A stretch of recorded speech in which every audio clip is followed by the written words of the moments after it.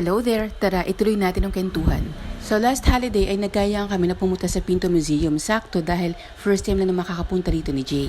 Same rate pa din ang entrance fee niya, 250 for adult and free naman sa 3 years old. Kung ikaw naman ay estudyante with valid ID, 125 ang babayaran mo. Siya nga pala, dahil sa lawak ng Pinto Museum, kailangan busog ka. Kaya bago kami pumunta sa Pinto Museum, ay nagpakabusog muna kami sa lunch at dito kami kumain sa Theo and Miguel.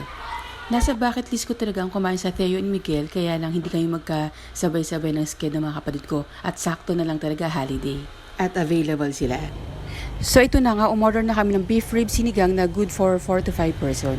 At buttermilk boneless leg naman for appetizer na good for 2 to 3 person. Ang laki ng serving nila kaya kung order kayo ng entree, sa tingin ko itong appetizer na to is good for 4 to 5 na rin.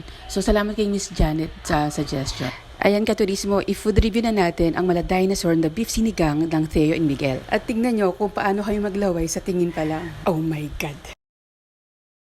Sobrang tender. Tender, oh. Hindi na kailangan hatiin yan eh.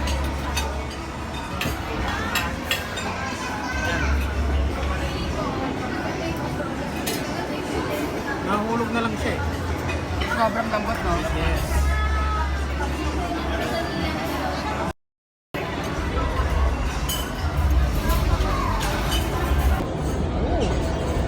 Sobrang tender, oh.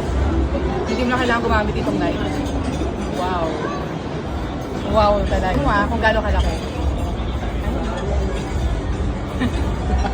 Ang laki. Grabe.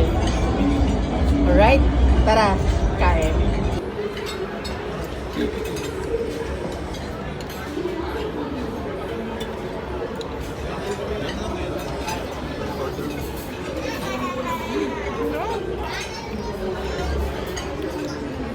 Sobrang tender. Sobrang tender ng beef. So ayan, papakita ko sa inyo na maganda pagkakaluto sa beef. Kumbaga, hindi ka nakikipaglaban or hindi ka nahihirapan na nguyain yung meat.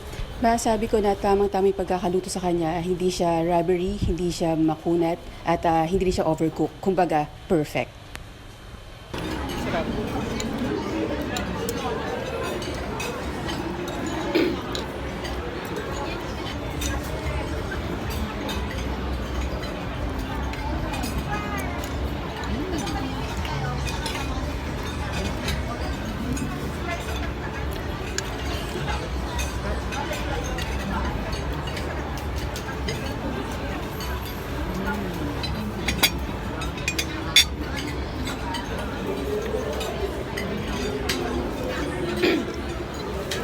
Hingin natin reaction nila, mga kasama ko. Wait lang.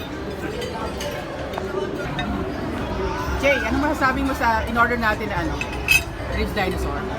Masarap. Ang tender ng beef sobra. Nakailang rice na yan, si Jay. One rice ang dapat yan eh. Pero ngayon hindi eh. Mag-pass. Joey, ikaw ang masabi mo? Masarap. Ha? Masarap. Masarap daw kahit Sarap. Hindi na kailangan ng sausawan. Talaga? Ano ba yung regular na sausawan dito dapat?